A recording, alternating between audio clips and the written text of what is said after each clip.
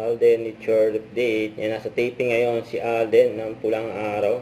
Grabe si Alden, napaka-busy. Galing pa yan Jensen, kakauwi lang. Tapos balik taping agad, grabe yun. Sa post ni Mami Beth, nasabi niya, unti na lang, laban pa. Yan, Pulang Araw. Ayan pa nga yung tent ni Alden, no? Eduardo de la Cruz. Yan sa Mexico, Pampanga, kasi ng taping. Tapos ito pa yung highlight ni Alden. Kailang mall tour. Diyan sa Mindanao. Ang binulog dyan, ha? KCC Mall of Malbe.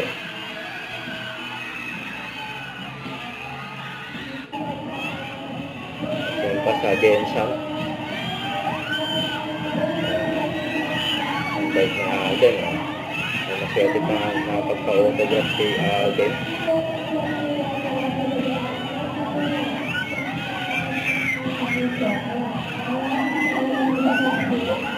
Iba talaga ang charisma ni Tisoy, sabi sa caption.